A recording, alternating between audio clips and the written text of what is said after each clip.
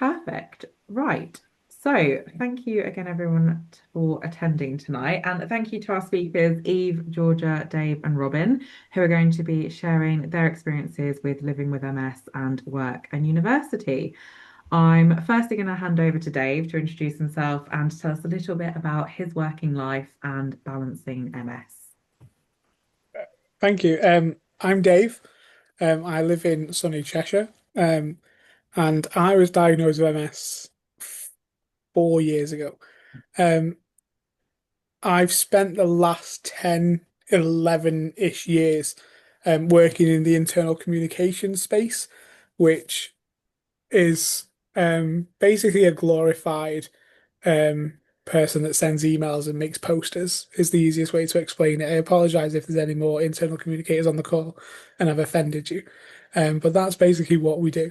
Um, I have changed jobs quite a lot since I was diagnosed with MS. I worked in travel at the time and had a pretty rough time of it during my diagnosis and the following months, and left the travel industry and moved to a dairy business, which was a little bit strange. Um, there's only really one dairy business in the UK, so I'm going to be very careful what I say. But I lasted 3 months and then walked out, just because again there was very little in the way of support for um, my MS. I think it was referred to as an excuse at one point. Um, so that was fun. I went back to travel for a little bit, for a year, and then left travel last year fully. We agreed that it was no longer the right environment for me, and I parted ways civilly. Um, but one of the main things I think, excuse me, one of the main reasons I think I can shed some light is during my time in travel, um, I had quite a few accommodations made eventually, um, and some of those took a little longer to get than they should have done. I they they were a remote hybrid organization. Everyone did sort of a 2-3 split, 3 days in the office, two in remote. The office was in Manchester, so about an hour away from me. And I asked for that split to be the opposite way around. So I only did 2 days in the office, which was fine until it wasn't. And then it became a bit more of a no, you need to be in the office. Um, so I guess I championed myself a little bit more, and kind of said, no, this is not what I'm doing. Sorry, my Zoom's just gone very crazy. So I'm just making a quick change. Um, So I kind of championed myself a bit more and said, nope, that's not what I signed up for. Um, I signed up for doing maximum of 2 days. Um, and we eventually agreed that that's what I could do. Um, that only lasted a short while until more and more office days were coming up. Um, I completely forgot my train of thought. Um, More and more office days. But that was it. So I asked for a reasonable adjustment request, the formal one, rather than a flexible working, reasonable adjustments. There is a big difference between the two. One's legal, one's not as legal. Um, and I was told that it would need to go through occupational health, which was fine. We did that, and then they basically agreed to it. But one thing they wanted me to do was to make sure I was in the office at least 1 day a week. Um, they changed a few things around for me, in terms of like I only had to go up one flight of stairs instead of three, which was really nice of them. Um, and they made a couple more adjustments, but not loads. So I reached out to Access to Work, who are a fantastic organization and probably the nicest part of the Department for Work and Pensions you could ever meet. They're not the most efficient. I applied for support from them in February last year. Um, and you apply online, you tell them what you kind of need. And basically, I asked for support with the cost of travel should I need to go to the office and I couldn't drive to the office. Um, and also for my work basically said no to provide me with a lighter laptop or an iPad for note taking. So I also asked for some support with taking notes. Um, I didn't hear from them for a very long time. I then left the travel business and forgot I'd even applied. And then when I worked in social care, because I've been around a bit, at the end of last year, I heard from a lovely lady, I think her name was Caroline, who was then suddenly my caseworker for Access to Work. Um, this isn't about PIP, but if any of you have experienced the negative side of PIP, Access to Work completely different. She was very much there to champion me. We had a conversation. She basically told me that they won't provide iPads and stuff like that, but basically set out what I would be entitled to. Um, and we came to the decision that I didn't actually know what I wanted. And she offered to refer me to an assessor, basically, which we all love the thought of being assessed. But I had a phone call 2 days later with my assessor. Access to work assessors aren't necessarily medical professionals, but they do generally have some lived experience of the condition that you live with. So my assessor's mum lived with MS, and she was very clear that she was going to use that to guide my answers to make sure she was getting all the information that she needed rather than to use it against me. We had a chat. We talked about my brain fog and my inability to multitask, both as a man and as someone with MS. And we started to talk about things that may help. We discussed a remarkable two tablet thing to take notes, so it's a bit more lighter than me lugging around a giant laptop. We discussed excuse me, we discussed note-taking software and dictation software. So one would listen to everything that my computer did, including calls, and take notes on my behalf, and the other one I could dictate to it, and it would make those notes as well in my own kind of way of speaking. We discussed that. She was really good. It was a video call, and she noticed I was sat on just like a normal dining room chair, which then prompted her to say I needed a proper office chair. So then she had me measure myself, which is a really fun thing to do when you're on a Teams call trying to measure yourself when you don't have the best dexterity in your left hand. Um, to which she then asked if I'm using the dining room table as my office table, which I was. I was in between houses, and she then said that she would buy me or she would suggest that I need a desk converter so I could stand up at my dining room table instead, like an electric desk converter. Um, and then she just started just randomly chatting about what her mum experiences, which was quite nice because then it reminded me of things that I don't remember. She asked about my legs going numb and stuff, and I was like, "Oh yeah, they do that. Yeah, they're numb right now because I'm sat on it." And she suggested a footstool. Um, Basically, that call ended, and she then basically writes down what she thinks that I'm entitled to, or what I should be entitled to, and she sent it to my caseworker who got in touch and basically said, "Yeah, here you go, we'll give it you all." It then got a little bit messy from there because she told me I had to buy everything myself and claim it all back. Which, when you've got 5 grand of software sat in front of you, it's not the best situation to be in. What I didn't realize was that they've already contacted companies um, and have quoted on all of this. And all you have to do is ring that company and say, I want to progress, and then they will charge it directly back to Access to Work. So in sort of between October and November of last year, I had a new chair delivered, which I still have now, a do desk that I still have now, even though I've changed jobs, a remarkable two, and a whole list of stuff, um, which was really invaluable actually, and made a huge difference. I can't read my own writing at the best of times, so the remarkable took some getting used to. Um, But yeah, I guess I'm rambling about Access to Work because have a look, apply. You might not think you need to use it, but it's there. It costs nothing. Technically, they state that when you move employers, you have to give everything they've given to you to your employer. My employer at the time basically said, "Nah, keep it, or we'll write a letter that says you can keep it." Um, but if you are struggling with anything, they can help with travel costs. Travel, they expect you to provide sort of 50%, maybe 40%, or at least meet them in the middle. But they'll provide travel costs. They'll provide endless stuff that you may not be aware of. A gentleman that worked for me in that healthcare business had ADHD um, and dyslexia, um, and he struggled a lot with focusing on the noise around him. And on the back of my access to work grant being approved, he applied and was bought about £2,000 pair of noise cancelling headphones, which is pretty decent. So yeah, make use of it. I guess is what I'm trying to say. It took me a while to realize it was there.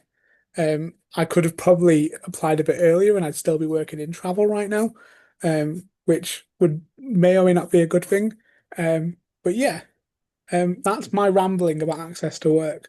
Make use of it. Apply. I think Georgia just dropped the link in the Yeah, chat. Georgia has Um, just popped the link in the chat to it. they are slow. Um, they're faster than they were, I'm told, but it's so worth it. You're eligible if you're self-employed as well. Um, I don't know how it quite works the same. So my boss basically had to write a letter to say, "Yep, we will do this much today for Dave and stuff." But yep, you're self-employed. As long as you've paid some sort of tax, you're eligible for access to work. It's fantastic. Nice. Yeah, so it sounds like if anyone has got any questions around access to work, Dave has got some experience with it. And like I said, Georgia has popped the government website in the chat as well. We'll get to any questions at the end. So if anyone does have any they want to pop in the chat, or if you want to wait till the end and ask them, that's totally fine. Thank you for sharing that, Dave. I will now pass over to Eve, if that's okay. Eve's going to share with us a little bit about what it was like juggling university and a diagnosis, and a little bit of now how it's been kind of looking to step into the working world. Eve, if you'd like to take it from here. So yeah, I'm Eve. I'm still in the very recent days of being diagnosed. I haven't even been diagnosed a year yet. I was diagnosed December last year, so what, about 9 months ago, 10 months, I don't know. And I was in the middle of writing my dissertation when I got hit with my diagnosis.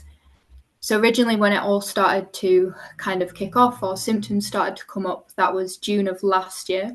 So the summer in between my second and third years. It kind of then got pushed aside because they thought it was something else that they'd managed to sort and whatnot. But then once they'd had a look at the MRI scans and they realised it was something else, it was then December that that decision came to pass, and that was what they diagnosed me with. And like I said, I was in the middle of writing my dissertation, which is difficult anyway, let alone with something that you don't expect to happen on top of that. And I think the kind of key piece of advice I'd start with was to just be honest. Be honest to yourself that it's happening because you can't get rid of it. Be honest to the people around you at uni, whether that's tutors, whether it's different advisors, or whether it's even just the friends that you surround yourself with day to day. Be honest that it's happening and tell them how it affects you. Like, they can't read what's happening, like whether it's different sensations or whether your legs have gone numb, they can't see, but you can tell them. And I did fall really lucky that the woman advising my dissertation and helping me write it is also diagnosed with MS. So she was a really good port of call to have during that time. And I know that people won't necessarily fall that lucky, but she just had endless advice and was really helpful. But the honesty did come from her. She's like, you've got to tell people, you've got to move forward with it. So she helped me get in contact with the person who was the head of my course and the head of our like final year and all the kind of finality bits to do with university. And they wrote up a contract basically. So any adaptations that I needed, they were able to put it into this contract, obviously within reason. So were able to record different lectures or different seminars so I could go back and listen to them at another time, whether it was just to do with the speed of taking notes or I'd forgotten what had been said or I was able to be there on the day. Everything was able to come back to, and I could have it, whether that got emailed to me or whether it was on a site and then everyone could use it. It was still there, and that was kind of the kickstart of them having that for more than just what they're expected to. Like, seminars were recorded or all online, but not just the tutors and not just uni. My friends, if I was absent a day or something had come up or whatever else, they would record themselves talking through the work, talking through the different bits, and then send it across to me. So I'd have lots of different opinions on a topic that, yes, I would have been there for the conversation, but wasn't actually in the end. So that was really helpful. And that came from telling everyone, being like, well, I can't be there today because of X, Y, Z, or even just, I can't be there today. It eventually comes to a point where people stop questioning and they just go, yeah, okay, what can we do? And that's a really nice position to be in. But you can only be in that position if you are willing to let people help you. I did find myself at the beginning, so maybe the end half of December, beginning of January, really kind of against the help and kind of, no, I can do it. But my degree was at stake. I'd spent however many years building up to it. I couldn't let it all fall at the end, but people will help if you ask them to and you let them. So it's the whole purpose of other people being there. So as well as the university contract that was kind of put into place, obviously that wasn't anything legally binding. That was just this is what we can do to help you. Student Finance England have got their own little disability section. By the time I was diagnosed, I wasn't able to fill that out and apply for that. But if you are going into uni or even into your next year or whatever the kind of plan around it is, have a look into it and apply for it. It's there for a reason. I'd missed the timing for it and wasn't able to. I'd really hope if you're talking to your tutors or advisors or anything that people are willing to help. But if not, student unions are there. They will listen, they will advise, and they will kind of push on your behalf if you're not able to or necessarily not as confident to be able to. Like it's completely fine. It's their job to be there. The whole point is to be there for students. And then I think as a final part of my course, I went on placements each year. I know other courses do like a year out of placement, but I had a placement every year that had increased in duration each time. So it started with 6 weeks, went to 8 weeks, and my final one was 14 weeks. And obviously I was in my final year, so I was looking at 14 weeks in a primary school with a new diagnosis, which the placement is daunting anyway, let alone with this. So as well as having to face that conversation with uni, I also decided it'd be best to have that conversation with the school. So I was able to meet with the deputy head and the person whose class I'd be taking over, and just kind of laid it all out on the table. Can't do this, can't do this, can do that, and so on. And it came to the conclusion of playtime duties, lunchtime duties, just standing out. I mean, it was summer term, it wasn't cold, but even just standing there, we decided to write it off, that I'd get covered, that I'd get sorted, that was fine, so that I'd then be at my best in the classroom where it was most necessary. With the placements, universities tend to cover travel, but it maybe takes a few months after the placement is finished for that travel money to come back. And they don't, or at least I know that my uni doesn't reimburse taxis, it's only public transport.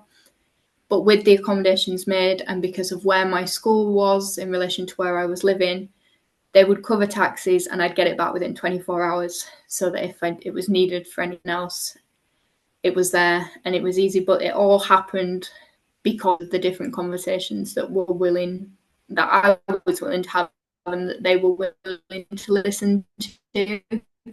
Because it's not, or at least I'd kind of go, oh, someone my age have that. Like I was only 21 at the start of my diagnosis. But people listen, and as long as you're educating yourself, you're able to educate them. So coming off the back of university, I finished in July. We're now in September. It has been tricky finding a job because different websites and how the application for teaching works. It does want it disclosed. Obviously, I know that they can't tell you no because of like legally you're protected, you're fine. But there is another box that's about adjustments, and some schools, whether it's an old site or for whatever reason they've got a lot of stairs, or they're on the top of a hill, or whatever else, it makes it harder for them to adjust for you.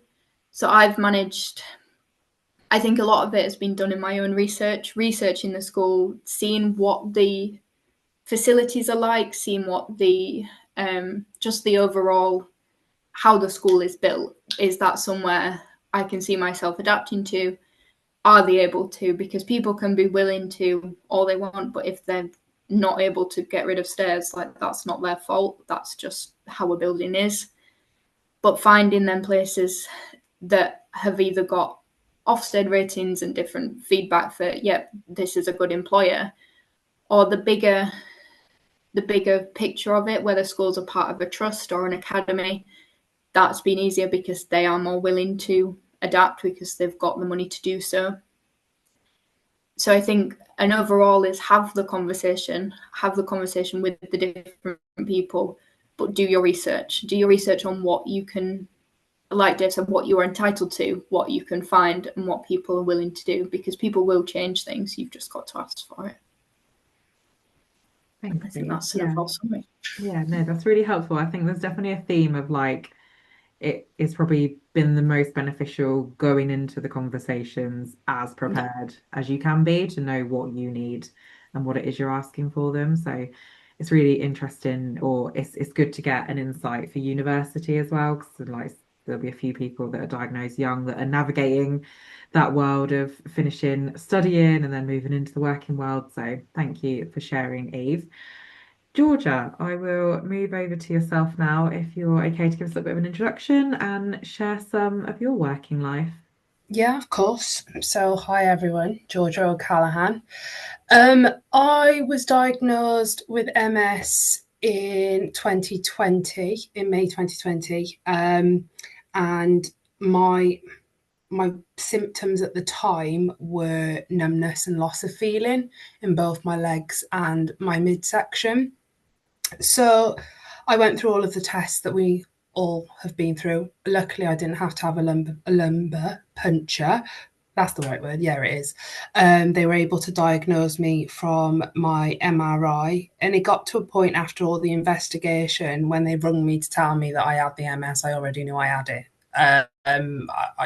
Google. I shouldn't say that, but it was. And we recognised that I'd actually had my first flare up 5 years prior to that. And I went to the doctors and they dismissed it and said, I think it could be this one thing, but I'm not going to say what it is because you're too young. It wouldn't happen to you. Heaven behold, it did happen. So that's a little bit about my diagnosis and the symptoms that led to me being diagnosed and I struggle with on a daily basis. I should say as well, brain fog and cognitive in terms of words. Sometimes I'm not sure what's going to come out. Alongside the MS, I'm also dyspraxic, and going through a diagnosis for ADHD as well. So I'm a very excitable person. Most of you that have met me in person know what I'm like. It's caffeine driven. Now, career. My career is going to sound so boring. My career is my biggest accomplishment and pride in my life. I, very much like Dave, have had a very all over the place career journey. I have had a lot of jobs. I've been in a lot of sectors. I've worked in retail, I've worked in hospitality, I've been in the pub, I've been in care work, I've been finance. I've been in a lot of different industries. At the time that I was diagnosed, I was working in business development in a project related role. Business development is not for the weak. It is a very taxing job. It's, being on form, contacting clients, trying to come up with solutions. It was really hard hitting, and I worked for a very small company.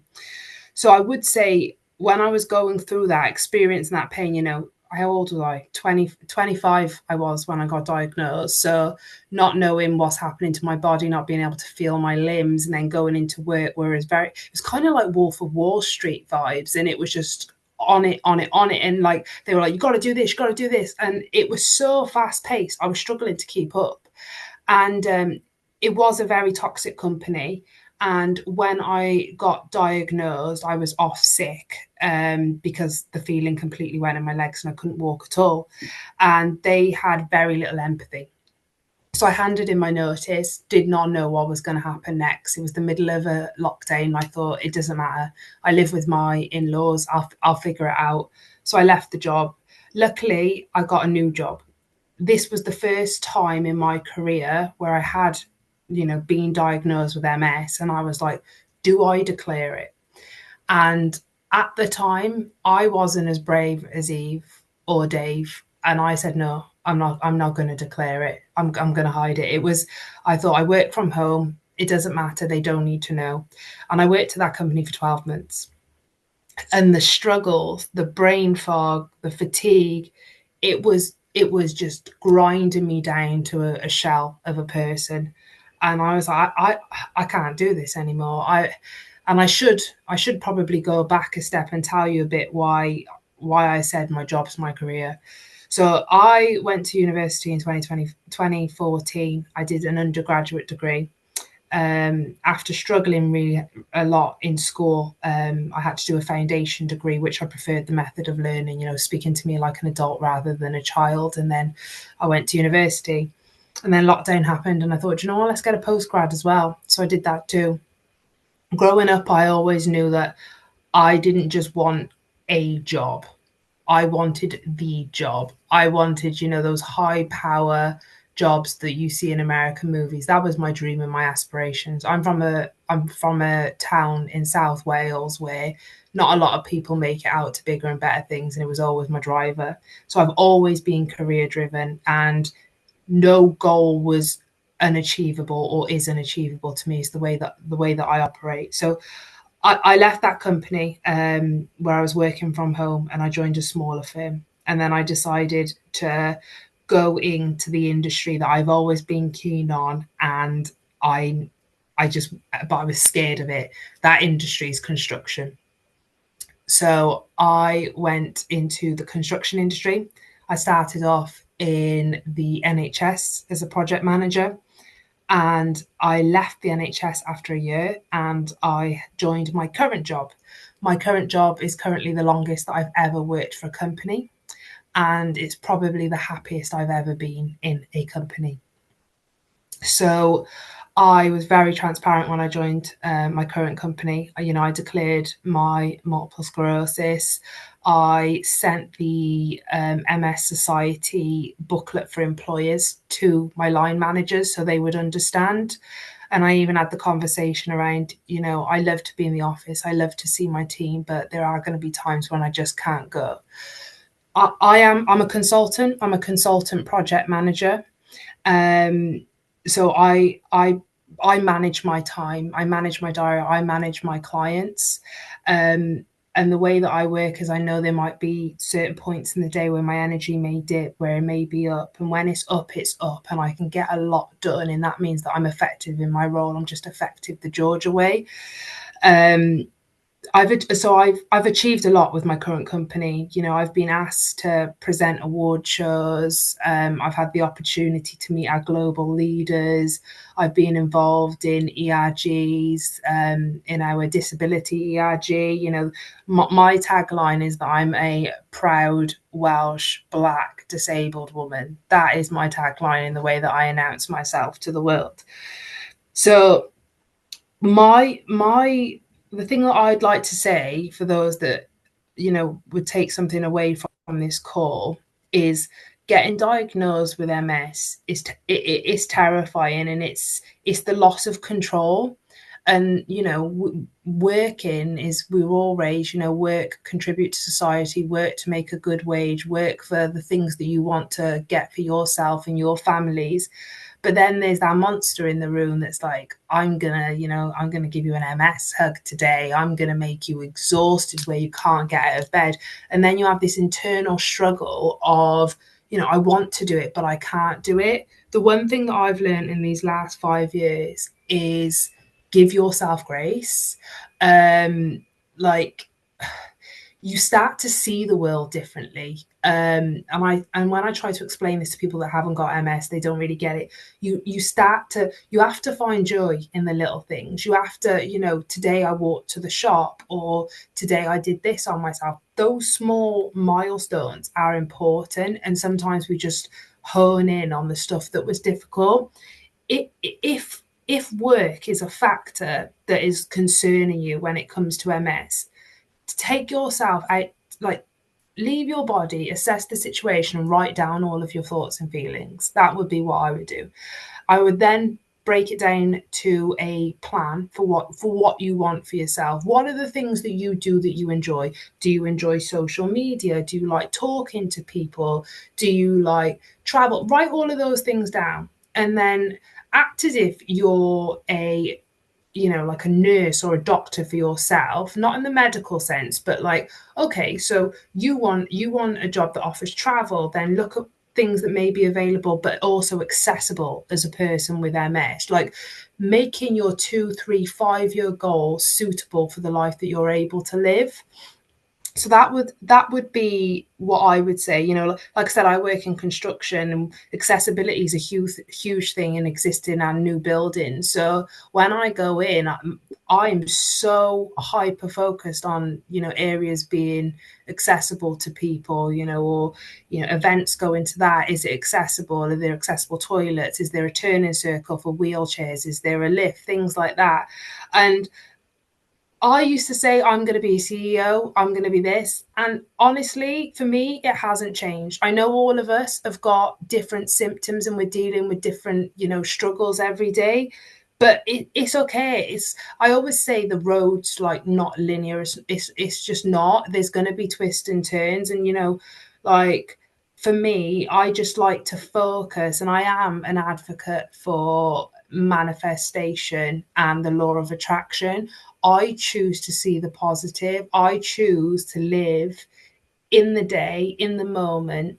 At this moment, I'm able to say, do this. I'm Sorry, it's able not to. that I don't want to spend time with you. I'm just on an MS call. But yeah, so it's kind of just like accepting that you do things differently. You can be, a girl boss. You can be the CEO. You can be a managing director. We literally can do what we want. And in this community, there's going to be people with different stories, but in those stories, there's always going to be something similar that you can hone in on, and connect with a person about it. And I think every forum for MS Together I've been on, like Dave's comment in the chat, I always say about my career, because I'm so proud of it. Like, what I always think, if I could go back and tell little Georgia Davis, which was my maiden name, if I could go back and tell little Georgia Davis that we made it, she'd be absolutely floored. Like, in 2 weeks' time, I'm going back to my old high school that said that I wasn't going to get any GCSEs, as a consultant. Like, I just think it's about keep dreaming and make that dream a reality your way, not the way that society says that you need to make it. I don't want to sound like a career coach, but as somebody that mentors a lot of younger people regarding careers, it might be social mobility. You may have come from a deprived area. You may be new to an industry. You may be a woman in a male dominated industry. I'm really keen on helping people when it comes to career advice and support. So I think that's probably it for me. Thank you, Georgia. It's always a pleasure listening to everything work related with yourself. You've got a lot of experience and a lot of advice to give.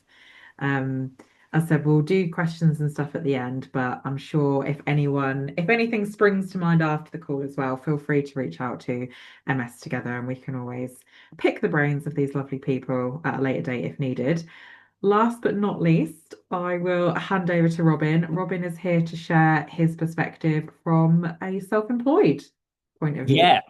Hello, thank you so much for having me on. It's a pleasure to be here. So I'm Robin. A little bit about me, I guess, before we get going, is that I got diagnosed in 2019. I'm just going to change my Zoom because at the moment I'm just looking at a blank page. One sec, there we go. It's better.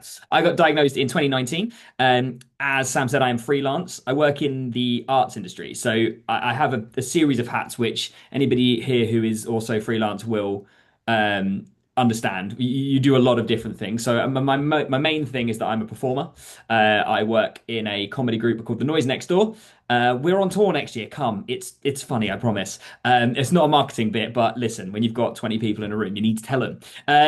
So I tour around with that company doing gigs. Most of the stuff I do for The Noise is nighttime work. So we perform all over the world doing comedy, which is super fun.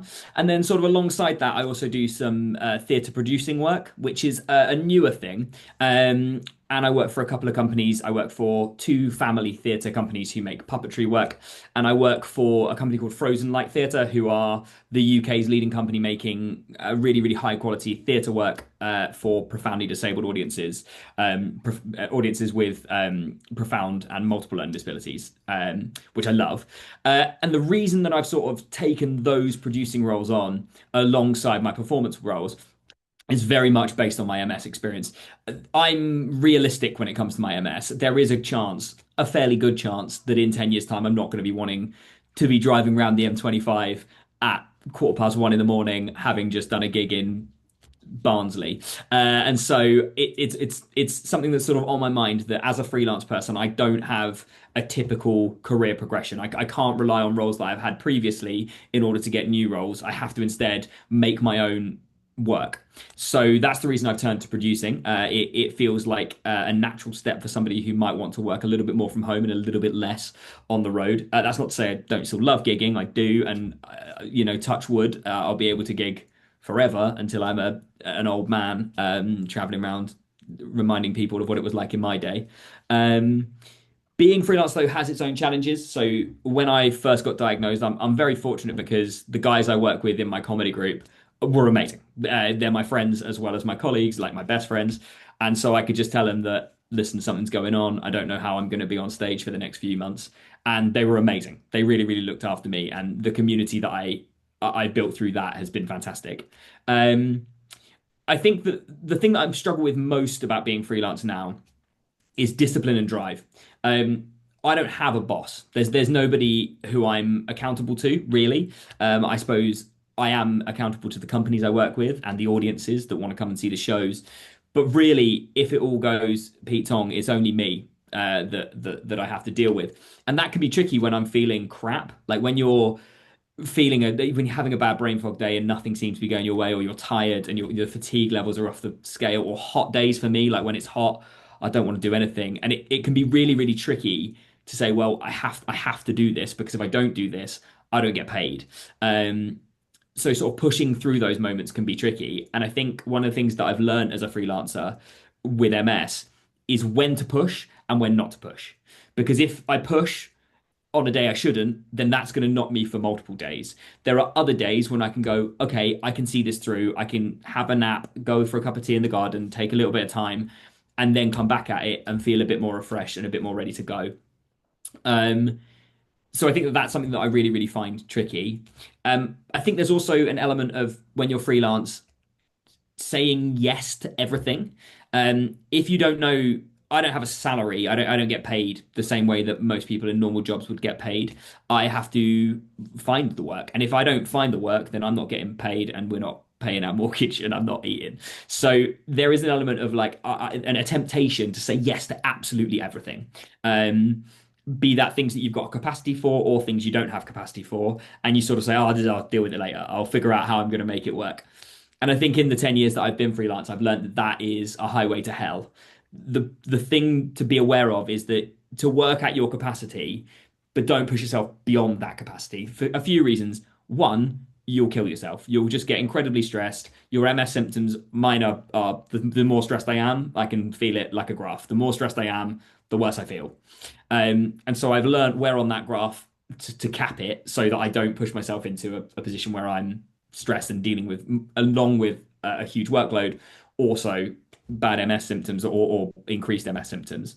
But also, you're not doing your clients any favors, the people you work with, your team. If you're completely freelance, you might only be working with the members of the public. You could be doing something like, I don't know, carpentry or something like that, where you're working with people. And if you're not providing clients with the service that they deserve and are paying for, then the only thing that's going to suffer is your business. Ultimately, it's going to be you that makes less impression on less people, and word of mouth will get round and you will stop getting work. So I find that finding the sweet spot of how many projects I can be working on at one time took ages to figure out exactly where that is. I don't claim to be there yet. Sometimes I have moments where I've taken on so many things. Like I'm in sort of that at the moment. I'm enjoying it, but there's a lot going on. And then other times I'm just in the garden, just having a sit. And I've realized that I've not said yes to anything for ages. And that's also terrible for other reasons, mainly surrounding eating. I think the final thing that's important is to take time off. It sort of goes with this saying yes to everything. Or apparently my internet connection's being a bad. I'm sorry if I'm in and out. Apologies. Um, but yeah, taking time off I think is vital. You can find that sometimes I think when you say yes to absolutely everything, you speak to I speak to a lot of freelancers, lots of my mates are comics or in theatre in some way, and you get to the end of a working stretch and then you realize that you've actually not had a day off for 3 weeks, and that's no good for your health. It makes my MS worse because the fatigue builds bit by bit like a snowball effect. It's also no good for your personal relationships, hanging out with your family and your friends. So I think that's the other thing, and I think that's sort of general advice for being freelance, not just for living with MS, but I think it's extra important when you do have MS because of the added challenges of symptom management. Um, I think the final thing I'd like to say is that working freelance, one of the joys of it is you can really do exactly what you want. You can say no to projects, you can work on things that you're really passionate about. So, working with Frozen Light, the theatre company I mentioned, who work with profoundly disabled adults, is amazing. I think it's one of the most, the proudest I ever am is seeing a Frozen Light show. And I think that my experience of living with MS and an increased awareness of access, I think I have people with disabilities in my wider family, so access has always been something I've been aware of. But when it's you and when you're living that journey, I think access just jumps to the top of your mind in a way that it wasn't for me before my journey with MS. And so working with Frozen Light allows me to bring the skills that I have learned through living with MS, because whilst it doesn't feel like you're learning skills, you're learning how to advocate for yourself, and you're learning about access requirements and all the things there. Has been a real pride in my career, like to benefit other people through my experiences. So that's me. Thanks for listening. Thank you for sharing, Robert. No, Yeah, it's really pleasure. good to have a perspective from self-employed as well, because I know we've got a good mixture in the community of people that are trying to find balance with being an employer, but like you said, trying to find balance on looking after themselves when they are their own boss, trying to find work. So that was really, really helpful. If everyone's happy, I'm going to move on to some questions from people. The first one that I'm going to start off with, and what I'll kind of do is, unless there's a question that I think anyone in particular will be able to really focus on, I'll open up to all of you to sort of give a bit of an insight. We're going to start talking about treatment whilst working. So, did anyone start a new treatment whilst they were in job? Like, how did you maybe want to share a bit about like how you balanced sick leave, like talking to work, how that experience was for you? Who wants to jump in first? I don't mind. I don't mind going first. It's a Yeah. bit different, obviously, based on sort of my personal experience of being freelance. I was on Tysabri at the beginning of my journey. I've now switched on to Kesimpta, which, if anyone's ever thinking about it, I've had a wonderful experience with. Be very happy to share that. But Tysabri, I found that it absolutely destroyed me for about 24 hours after the infusion. So I'd have the infusion and I'd just be gone for a whole day. And it would mean that I couldn't gig on those nights because my brain wasn't fast enough. I was broadly asleep. And I think there was a bit of diary management that had to happen from me for that. Once I'd had two and realized, oh, this is how I'm going to have to feel, it just became a job of ensuring both with my medical practitioners that my clinics were either available on a Tuesday or a Friday, and I was in the Friday clinics to start with, not realizing how bad it was going to be. But obviously, for my game, Friday is a really important gig night, and so I swapped onto the Tuesday clinic. So I think managing that was one thing that I was able to do. And the other thing was just sort of acknowledging how it was making me feel and taking the responsible steps, I guess, in my diary to make sure that, okay, if I'm having the Tuesday, I'm having my infusion on the Tuesday afternoon, then Wednesday is going to be a terrible day. Write it off and don't book anything extra in that I didn't absolutely have to do. Was sort of the journey that I went on, I think. Great. Yeah, so happy to. Sorry, Tom. No, yeah, I was going to say, who wants to go next? You go. The question particularly references Kesimpta, which I started on in February, and the kind of beginning of it. So usually it's monthly, but at the beginning you've kind of got to dose your body up a little bit with it. So it was, I want to say it was weekly. I can't really remember. But the first one I took, the nurse comes round and like a particular Kesimpta nurse, they come round and they watch you do it and talk you through it. And I think I took it in the morning, midday-ish, and it absolutely wiped me out. It was like having the flu. So after that, I mean, the other ones after work around uni, and it wasn't really great. But once I was able to get into a little bit of a flow with it, I started taking it on an evening.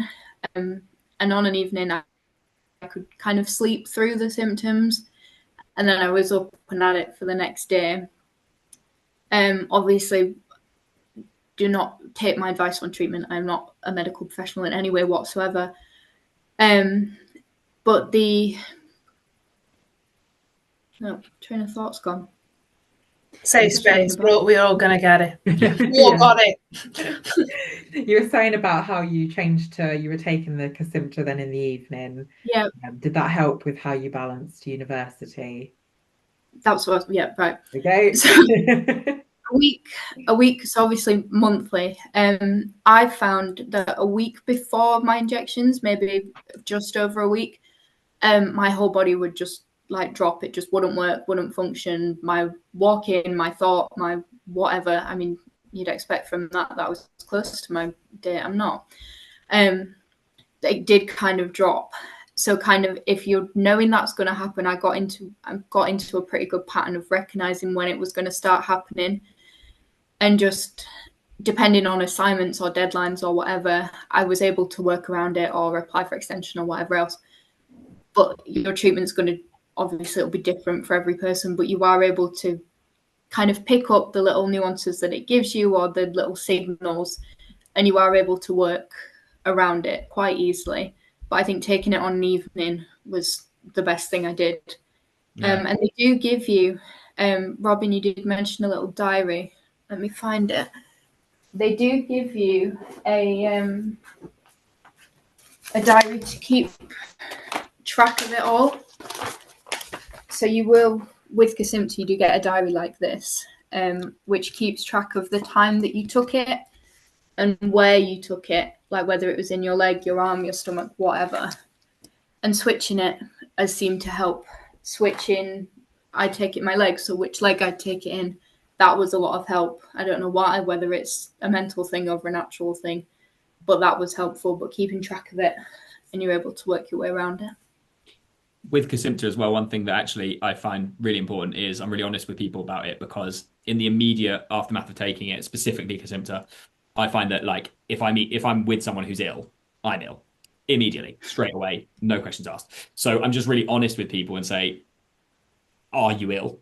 Are you feeling okay? Just literally the 24 to 48 hours directly after taking Kesimpta, because I just don't want to deal with potentially 2 weeks of, I got last summer in August, I got pneumonia. So I don't recommend it. So if the question was specifically about Kesimpta, like be honest with people, say, I need to be a bit careful for the two days sort of surrounding the injection. Obviously, your immune system is compromised always, but with Kesimpta particularly, those 2 days are your sort of risk factor days. Yeah. Georgia, Dave, have you got anything to add around work and sick leave and things? I think that question they answered it really well. Yeah. Just Constance might have a couple, so I'll jump on. Yeah. Okay, so the next one then, I wanted to talk about sharing your diagnosis. So even though you mentioned that you were really upfront about it at university, and Robin, the same, you're close, the people that you work with, you shared it with as well. But Georgia and Dave, have you got any experience on deciding to disclose your MS with your co-workers that you could share? Yeah, do you know what? It was so painful for me to tell people. Um, my family would say it's because I'm a control freak, and for me, the hardest thing about being diagnosed was feeling like my power was being taken away from me. Like, I grew up, I played rugby, I'm a tomboy. Like, I always knew that I had my back in every sense, work related, sports related, anything. And for me, admitting that I had MS, I felt like was a weakness. That's the mindset that I was in when I got diagnosed. Um, and I joined MS forums. Some of them are terrifying, the things that you read on them. And then I found MS Together, and it was younger people. And I felt like it wasn't something that I needed to feel embarrassed about at all. Like, I remember being diagnosed, like I deleted all my social media, started new ones, started just with people that were in my life, and because I didn't want people to know. And I was like, yeah, I was worried about that weakness and how people would see it. And now I know that it's not a weakness, and to me now it is actually a strength.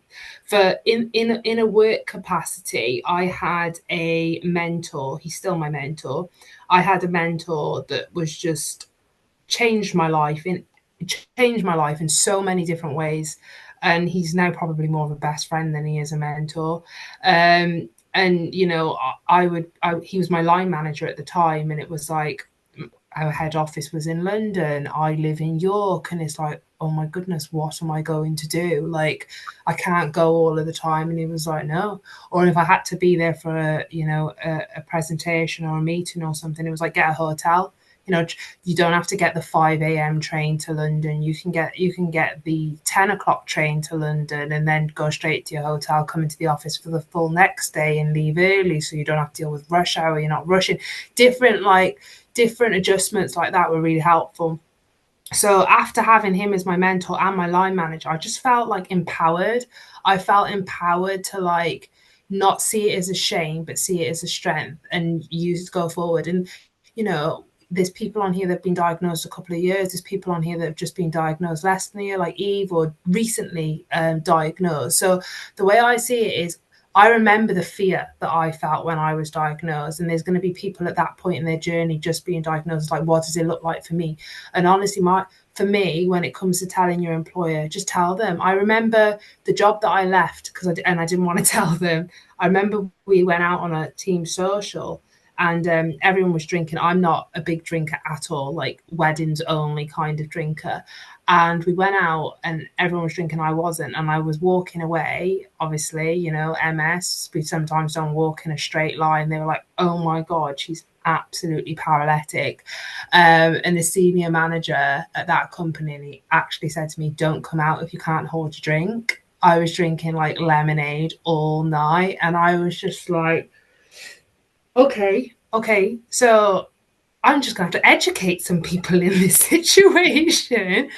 And they were extremely apologetic, but I kind of battled with myself thinking, would this have happened if I wasn't ashamed and I just had a conversation and given people grace and not assumed the worst?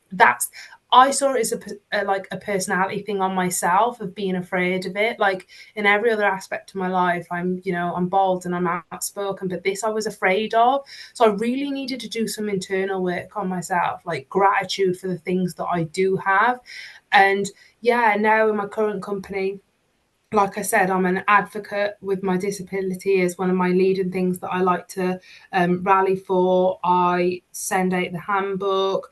If I'm having a tiring day, I communicate with my line manager, reasonable adjustments. I've got a stand-up desk as well that was given to me by work, which is fantastic. I've got a chair that was given to me by work, and I'm a line manager and a mentor to quite a few people, and it's like, saying to my team, they're like, George, can you look at this report? Can you look at this? I'm like, just give me an hour to let my brain settle. And it's just, everyone gets it. everyone gets the Georgia Hazard dips. And I think most people, like the majority of people, are not going to judge you. I can't imagine any, like 99% are going to listen to you and they're going to do everything they can to support you. So my advice is to be open. Don't be like younger Georgia that was scared. It isn't a weakness. Just have those conversations. Like, and it's, even though there are laws that protect us, we're a protected character. So there are laws, but honestly, the way that the world is now, and disability and the knowledge that we have on disabilities, like, I don't say I'm disabled anymore. I say I am abled. And change your mentality, and you'll see that the things around you start falling into place as well. Thanks, Georgia. Dave, have you got any experience? Have you had to tell, like, with changing jobs and things, have you had to Yeah, tell new co-workers? I was employed in the travel industry at the point I was diagnosed, and I'd had symptoms for about 7 months before I went to A&E, because that's what every medically trained person does with their when they're ill, is they ignore it. So my work kind of knew something was going on, and then I ended up in A&E on the Sunday night, and was kept in. And my job at the time required me to be in the office on a Tuesday and Wednesday at that point, because I used to run a TV show that was internal. So I had to tell them what was going on, and I kind of knew already. I'm sure we all do at some point. We Google and we go, yeah, this is probably what's happening. So I had to tell my boss, who decided to share it with the wider team and a bunch of people that they shouldn't have done. So that bit was taken out of my hands, a little bit. In terms of changing jobs, which I've done several times in the last couple of years, I decided very early on when I was applying for jobs that I was going to take back the narrative and take back control a little bit, and make sure it was me that dictated who knew and when. So when I applied for the job at the dairy business, I made it very clear during my second interview. Didn't bother on my first because I thought we'll see how this goes. I made it very clear afterwards. I brought it up in a way that I felt was natural. The role was remote, and I very much questioned how remote is remote, because clearly I've been burnt at the travel place and was told remote is remote. You will not be required to be in on any set days. And I was like, right, okay, great, perfect. And I said, just to be clear, it's not because I don't like going to an office, or in this case, a dairy. It's because I live with MS, and some days are going to be more of a challenge than others. And we had a great conversation about it. My actual line manager at the dairy place was fantastic, kept in touch with me during the months before I joined, and put everything he could possibly do in place, for me to be comfortable. Sadly, his role changed, and the director was less kind. I When I moved into social care, I mentioned it very early on, because if any organization is going to care about your health, surely it's a health and social care company, and they were phenomenal. They were exactly what you would expect them to be. They were great from the off. My job was fully remote, similar to Georgia. My office was in Darlington. I live 4 hours away from Darlington. So it was very much, you can drive if you want, you will pay for the train, but you come up the night before, you will stay in the hotel. You can get taxis from the hotel to the office if you really want to. I drove because, expenses, always a better option. But yeah, fantastic. My current organization's a little bit strange. I'm fully remote, but the organization themselves are based in Canada. My boss knew about my MS 4 years ago. I was a customer of theirs before I joined them. So she knew about my MS because they knew I was in hospital, because someone that I worked with had mentioned it. And the parallels were bizarre. My boss was texting me telling me that I had to go and pick my laptop up as soon as I could, so I could pick up a document and send it over to her, while these random people from Canada are sending me bottles of whiskey to cheer me up. So she's now my boss, so she already knew. Some of the team knew, but very much only the ones that I'd crossed paths with as a customer. So it was very much a case of, Dave, how do you want to handle this? Um, I'm open about it. I like people to know, one, because it gives me an excuse to yawn on calls at 3 o'clock in the afternoon.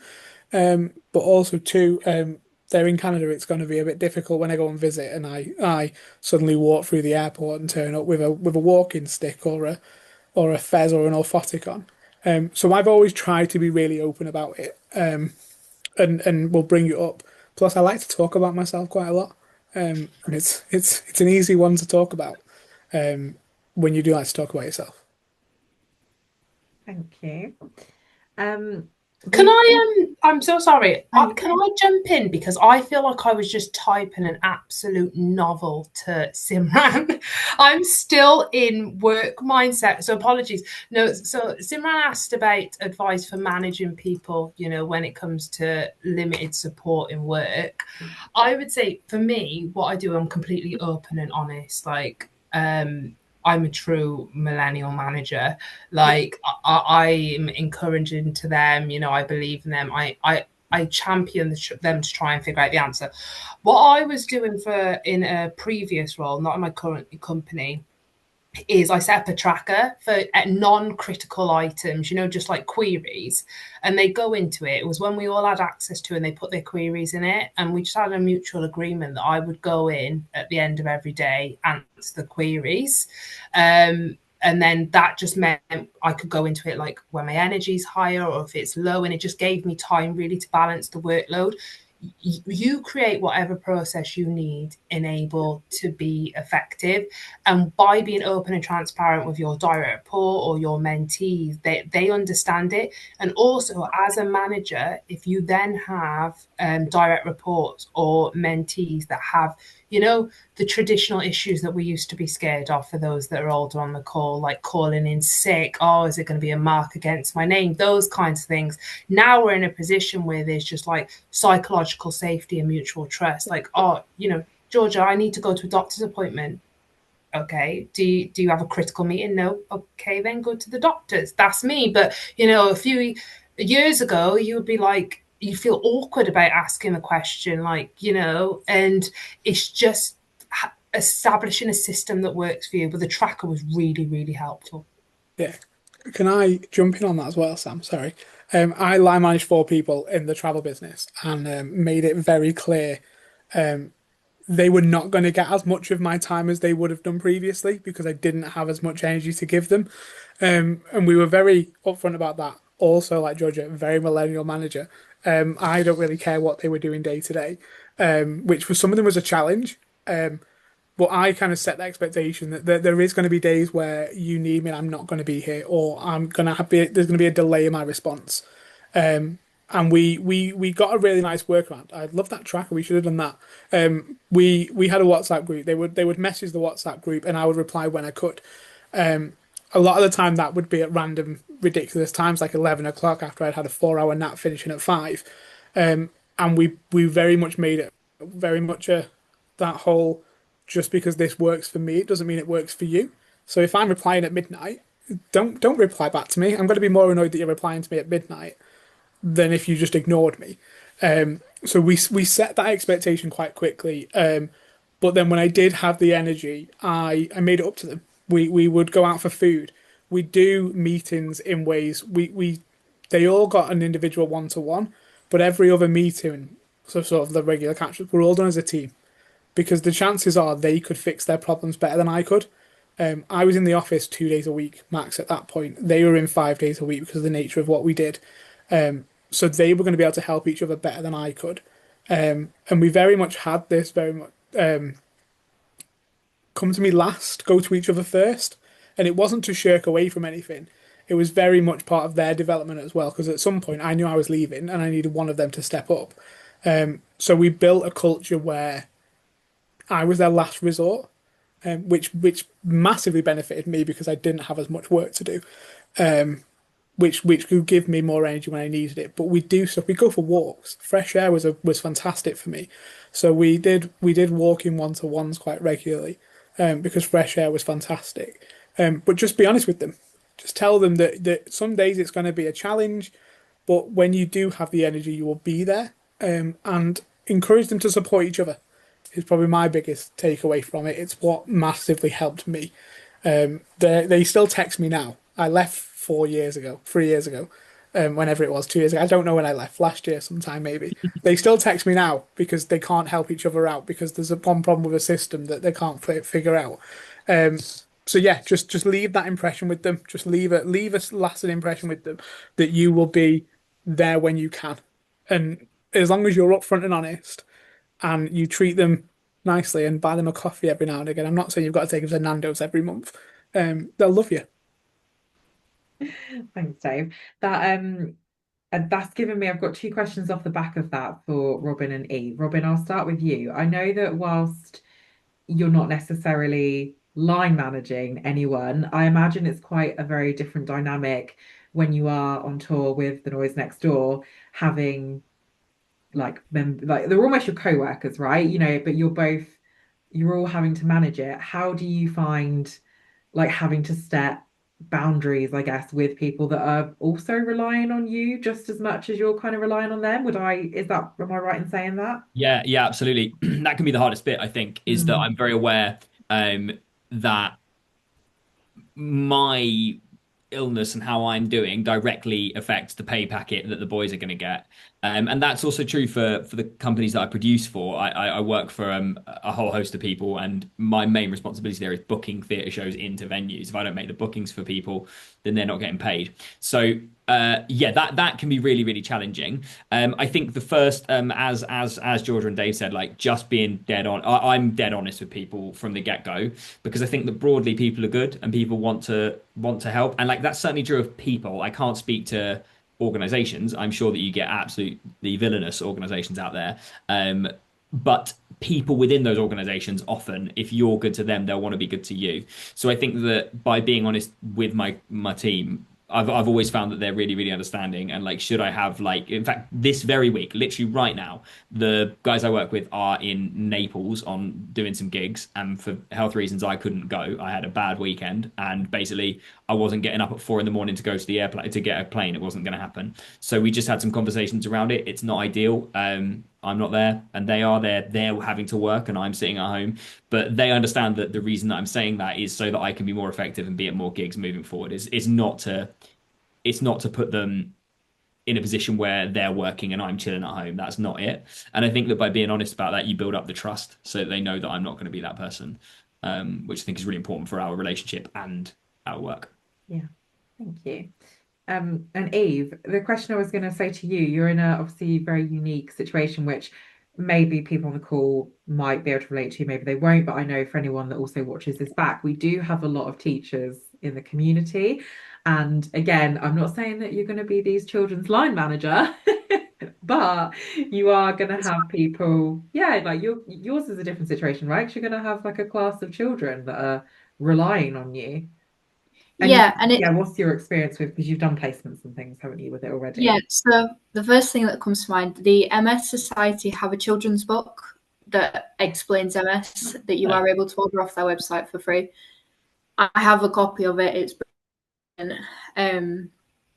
But yeah, go have a look at that if you've got, even just not in a classroom, but just generally children to explain it to. It's a really great thing to have. Um, Obviously the children don't need to know the ins and out and all of that because it's not going to make any sense to them. Just some days their teacher might have a walking stick and they might not. My last placement, my children, I mean, it really does depend on you as a person, but they all decided my walking stick looked like a shepherd's cane thing. So I was then a shepherd for the rest of term. And just kind of lean into it a little bit. Like, don't be, oh, I don't want to talk about it, because they are just curious. They're not in any way trying to be mean or hurtful. Like, all the children I teach are under the age of 11. Like, nothing is malicious. You just got to tell them, right, today I feel tired, so I need you to do this, this, and this. And you are going to have some kids that will push the boundaries of it, but they'll push anything. And you've kind of just got to stick to your disciplines, but know that you have your team in your corner, whether it's your TA, whether it's other class teachers, or whether it's anyone higher up in the school. There is someone you can call. There is someone you can get to. But your classroom isn't just your children, it's the parents. And when I got diagnosed, I didn't I didn't write the email. The school did on my behalf, but very briefly explained it to the parents, but only the parents that needed to know. Like, it wasn't a school wide email, it was the parents of my class. It went out to them, and it was just this is what we're dealing with. It doesn't make her any less able to do her job. She's just as qualified. It's absolutely fine. But just so people were aware, so whether if I wasn't there after school or I wasn't there as early in the morning when they're dropping them off, or different stuff, or like my PPA went on for longer, I had longer to plan, I had more time to fit that around. Yeah, you just tell them, but tell the kids in a different way that you would tell adults. But the book from the MS Society is brilliant. That's really cool. Yeah, I didn't know they yeah. had a kids book. I think that's an amazing resource, Yeah, it's both for work, but also for like family life. That's great. yeah, yeah, it's called Tingo, isn't it? And you get a little free cuddly toy. Yeah, I have 1 second. I've got Sorry, you it. get a free cuddly Yeah, toy. it's free. I mean, the Why? whole thing is free, I think, isn't it? Why is this the first I'm hearing of this free cuddly toy? You get a little neuron. That's super cool. I'm a big fan of that. That's great. So yeah, Um, that was a good Georgia shout. has now just got to drop off, so thank you so much for your time, Georgia. Bye all. I'm sorry. No, that's absolutely fine. And like you said, Georgia said, if anyone, wants to drop Reach her a out, message, open the or, door. if you want to contact MS together, we can pass anything on. But thank you so much for your time, Georgia. No worries. Bye all. Bye. Bye. As we're coming to near the end, then one thing I did want to touch on, because we've got some questions before the call, is if anyone's got any like tips or advice on anything symptom management, particularly fatigue. I know that is a big one that people try to, balancing workload and fatigue. So I'll open that up for whoever would like to go. Yeah, I can start. I imagine it's different for everyone, and Mm. I like, as I sort of said in my sort of intro thing, like the fatigue management is the hardest thing for me because of the lack of direct people telling me what to do. I have a couple of like really practical things that I find really, really help me. And Dave touched on one of them, being outside. Like going outside for like 10 minutes is, I find, really refreshes me. It can really, really if I've got like, I'm going to say mild to moderate fatigue. It comes on a scale, and sometimes just popping outside isn't going to cut it. But if I'm sort of feeling mildly a bit fatigued, I pop outside, and I just find that a 5 minute walk, 10 minute walk around the block, I can come back at things with renewed vigor. I also think that the other thing about fatigue management is to advocate for yourself, and it's not being tired. When you speak to people who don't have MS, they're just like, "Oh, you're a bit tired. I'm a bit tired too." No, shut up. This is a different thing, and I think advocate for that fiercely, because you have to put that across to people that if I'm telling you it's fatigue, it's not just that I'd like another 20 minutes in bed, even though I probably would like another 20 minutes in bed. It's a different thing. So I think that the that advocate for yourself thing is the thing that I really, really feel very strongly about with fatigue specifically, because it's the hardest thing to explain to people who don't live with it. Yeah, I second that. The so hard to explain, um, but the advocate for yourself is huge. Um, One thing that massively helps me just keep my fatigue at bay is exercise. Once I found a rhythm with going to the gym, um, my fatigue was came on a lot later. So one thing I did in my last role, and this one's a bit different because I manage my own schedule now, but I basically had a conversation with my boss and said, look, I only get a half an hour lunch, but I could do with going to the gym at like 12 o'clock for at least an hour. Um, I and we chatted it through. If I was in theory taking longer lunches, um, we said that's great, but I will work an extra hour at the end of the day, which might sound bad, but if I didn't go to the gym, my fatigue hitting at sort of 1, 2 o'clock, and I'm getting nothing done for the afternoon. As soon as I went to the gym, I'm coming back. I can work through till 7 o'clock without an issue. So just in having that conversation, and we started it as a trial, and then I mentioned it in my one-to-one after 2 weeks and said, how do you feel like it's going? She went, oh, you've been going to the gym. She hadn't even realized. I took my phone with me and anything urgent I picked up. Um, but I just, yeah, advocate for yourself is a huge one. But try not to compromise on your schedule. I still go to the gym now over lunch. I've been going a bit earlier actually because my day's a bit quieter at the moment. But I still will go to the gym 3 times a week during work because that helps me maintain my energy levels in a way that works for me. And if my boss, well, she's in bed because it's in Canada and she's 5 hours behind, so at 12 o'clock she's still sleeping. Um, but I know there wouldn't be an issue. But have the conversations, bring it up. Um, Later starts, earlier finishes is also something that I've agreed in different roles. So if I wake up and I know there's no chance in hell I'm getting out of bed at 7:30 to start my day at 9, I always had tried to have an agreement that I can just shoot a quick text going, I'm going to log on a bit later today. I'll grab an extra hour or so and I'll make it up later on that day or at the weekend. Um, I'm fortunate that in my kind of roles, it's very much as long as you're doing the work, we're not going to keep tabs on you. I know that's not the same for everybody. Um, but yeah, try and just make it work for you and advocate for yourself. And if it does become an issue, go down the adjustment route, um, and do what you need to do. Um, you're not being difficult. You're not being awkward. You're not. It's not unfair on anybody else. It's all about you. Um, yeah. That's great. Eve, have you got anything to add around fatigue and like I guess like with from a study point of view, like how you manage that? Not particularly. It's not something that seems to Okay. play a big role at the Yeah. minute. Yeah. Good. Okay. What I will do then is Eve, Dave, Robin, is there anything else that you wanted to cover yourselves off the top of your head, like any other advice or any bits that you wanted to give? I don't want to cut anyone off at all. No, I mean, like Georgia said, I'm really specifically related to freelance stuff. If anyone is thinking about going Yeah. freelance or knows someone who is, then like hit me up, let me know, and I'm always happy to chat. Yeah. If you work for a big company, I'm not the guy. I can't help. I'm sorry. Yeah. Yeah. Whereas I, corporate scumbag through and through, There he is. There there he we is. go. There we go. Yeah. But yeah, similar. I'm always happy to help. I work quite close with a lot of HR teams, so I know a random load of stuff, and can point people in the right direction. Yeah. Just to go back to the question earlier on around treatments, because it focused very much around Kesimpta, because that was the question. I'm on Ocrevus. I'm on Ocrevus infusions. My hospital has no signs of moving me to subcuts. So I take a full day off, and always have done. It used to be the first Wednesday of January and July. It's now the last Monday of December and June for some bizarre reason. I think Christmas ruined my schedule.